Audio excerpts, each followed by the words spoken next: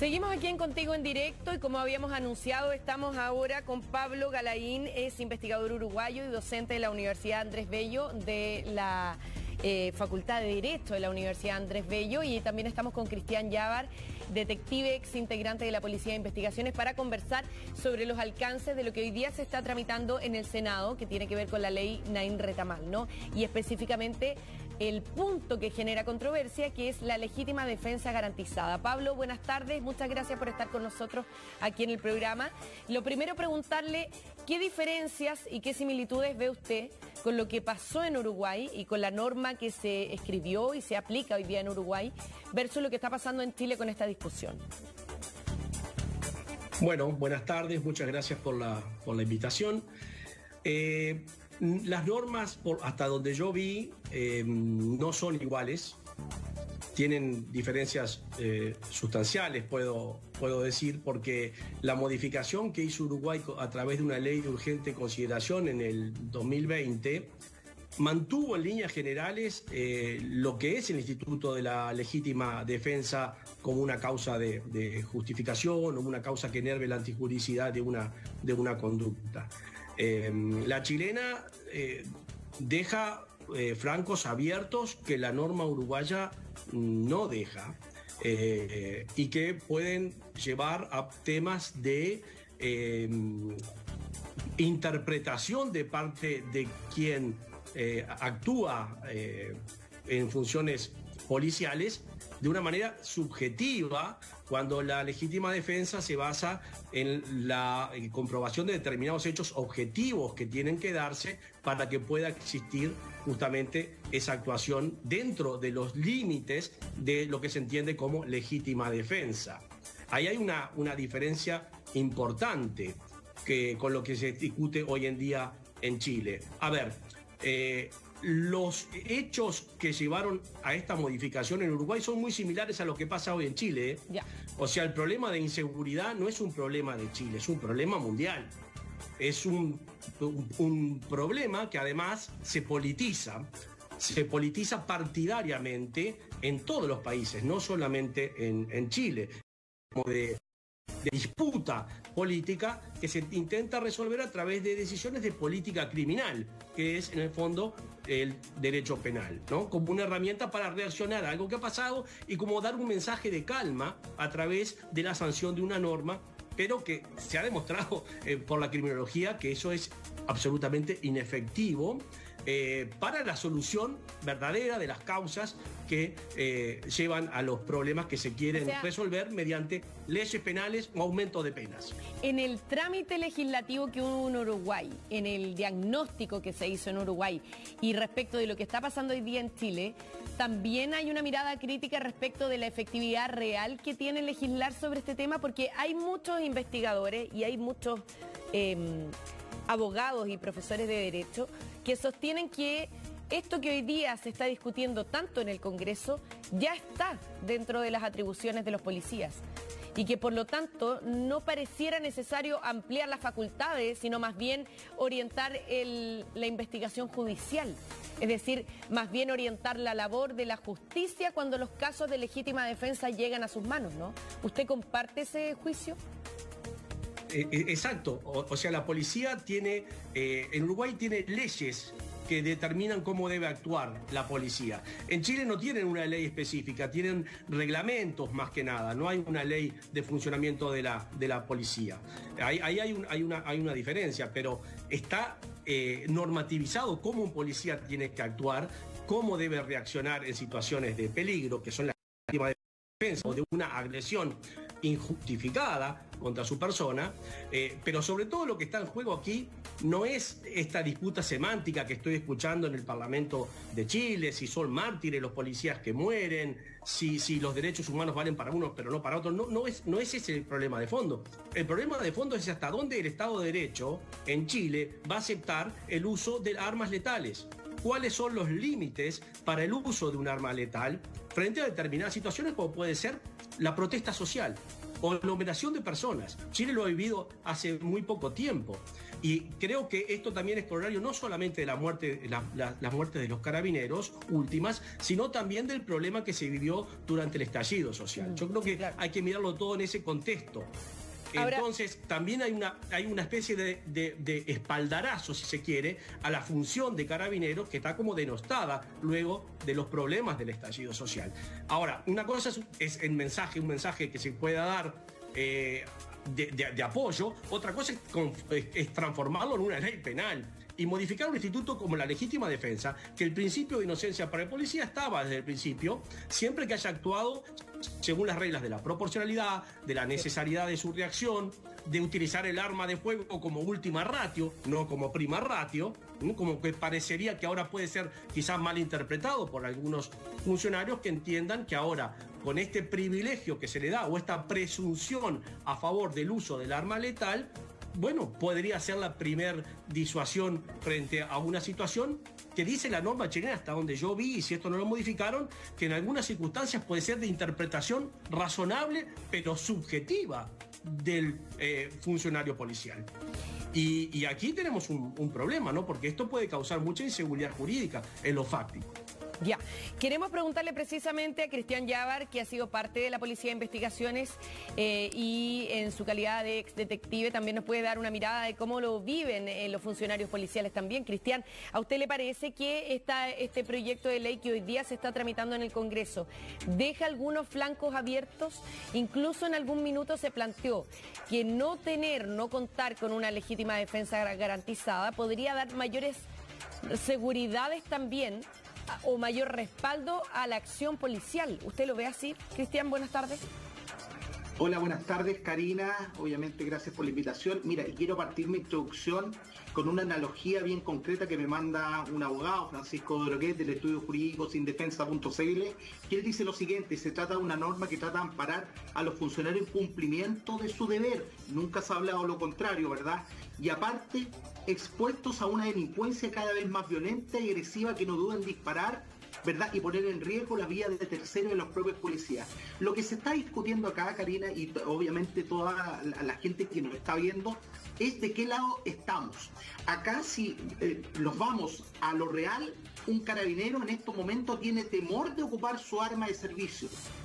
Tiene temor de hacer un procedimiento como corresponde, a sabiendas que está acorde a la ley, a sabiendas que está cumpliendo con toda la normativa legal, pero aún así tiene el temor de lo que le pueda pasar a él en su carrera funcionaria, porque va a ser cuestionado solamente por haber disparado su arma de servicio en contra de un delincuente armado.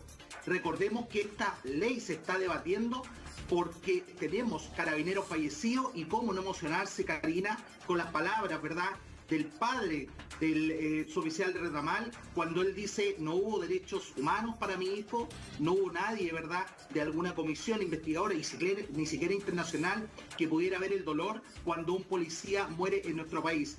En estos momentos tenemos delincuentes que portan armas de fuego automáticas, tenemos organizaciones criminales que no habíamos visto hace 7 u 8, y yo que lo recuerde, no como está ahora, ¿verdad?, estas bandas organizadas de criminales, que sabemos que hay carteles grandes de droga en nuestro país, que cuentan con mejor armamento que nuestras policías.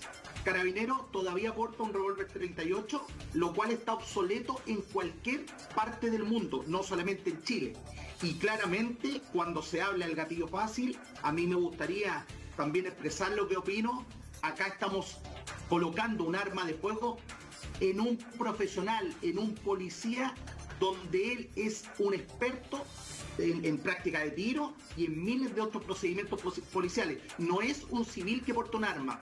Los delincuentes en estos momentos, lamentablemente, tienen mayor poderío de fuego, saben disparar, tienen mejor entrenamiento, y nos estamos quedando detrás, y necesitamos una policía que avance en tecnología y avance el resguardo para la ciudadanía, no solamente para funcionarios, sino que para los terceros, todos los chilenos, ¿verdad? Y está por constitución política del Estado que un policía debe actuar en delitos de flagrancia. Claro, la pregunta aquí es si esa falta de respaldo se pudiera suplir con recursos económicos y de armamento, que es la pregunta que también me imagino se hicieron en Uruguay, cuando tocan un tema como este, porque la necesidad de respaldar a las policías también surge de un cambio en los delincuentes, ¿no? En el nivel de delincuencia, en el nivel de armamento que manejan, en el ingreso del crimen organizado, que es lamentablemente un flagelo que se extiende a lo largo de toda Latinoamérica. Entonces la pregunta es hoy día si los recursos pudieran suplir un cambio legislativo, un cambio en derecho, que es lo que se está planteando en Chile. Vamos a dejar planteada esa interrogante, hacemos una pausa comercial y seguimos conversando.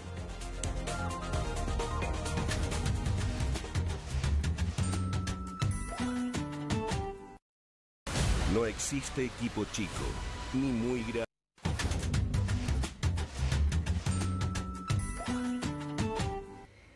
Seguimos conversando a esta hora con Pablo Galaín, investigador y docente de la Universidad Andrés Bello, además de origen uruguayo, entonces además conoce perfectamente lo que ocurrió en Uruguay cuando se tramitó una modificación legal de similares características a lo que está pasando en nuestro país.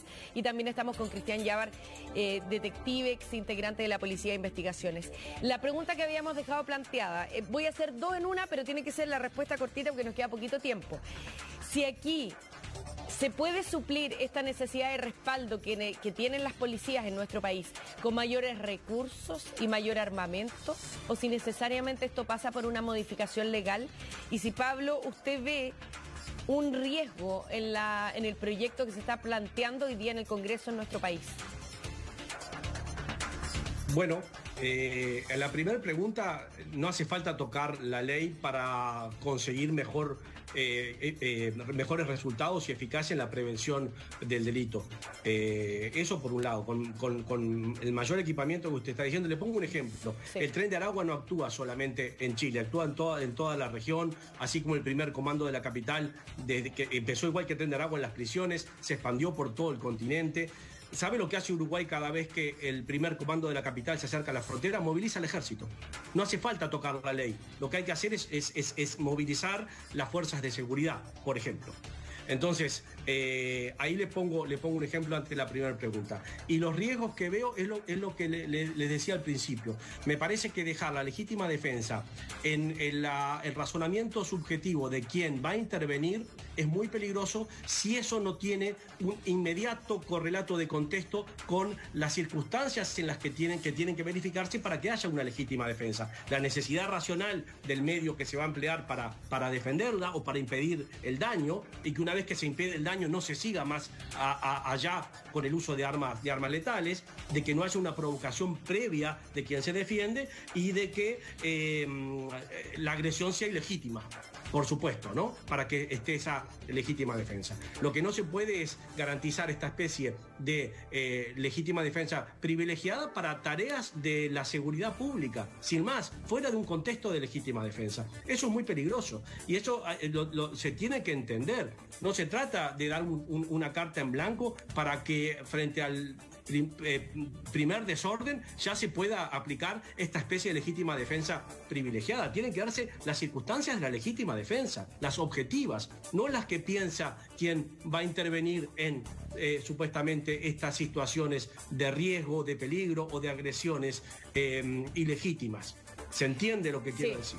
Absolutamente. Cristian Llávar, ¿usted siente que este respaldo a las policías pudiera haber venido desde otro punto de vista, desde el punto de vista económico y no necesariamente desde la ley, desde el derecho, o no es suficiente?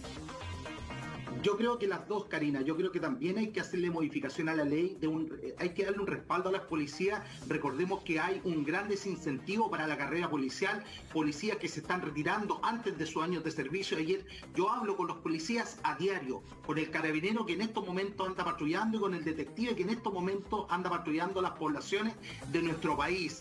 Y la realidad en Chile es diferente a la que se está viviendo en otros países, ¿verdad? La realidad es de que todos los días estamos hablando de homicidios crueles donde han llegado asesinos desalmados que no les interesa disparar, ¿verdad?, en la vía pública a personas inocentes, incluso hasta ellos, niños o policías. Es una realidad que estamos viviendo y claramente el Poder Ejecutivo, Legislativo, el Gobierno tiene que estar con sus policías, darle el respaldo que ellas merecen. Los carabineros no puede ser que tengan temor de usar su arma de servicio y no puede ser de que se quieran retirar por tener miedo a lo que les pueda pasar en cumplimiento de la ley. Así que claramente las dos, ¿verdad, Karina? Implementar a las policías con recursos, con dinero, equiparlas con mejores medidas de seguridad para su protección, y es la única forma que le podamos hacer frente a estas organizaciones criminales que han invadido nuestro país. Bueno, les queremos agradecer a ambos que hayan participado con nosotros en el programa. Evidentemente el debate todavía está en el Congreso y lo estamos viendo en el Senado, que se ha retomado la discusión, y estamos por supuesto muy pendientes del resultado que pueda arrojar este proyecto de ley. Muchas gracias Pablo Galaín y Cristian Yabar por haber participado con nosotros. Que tengan una buena tarde. Muchas gracias, Karina. Muchas gracias a ustedes. A esta hora queremos recordarles que pueden revisar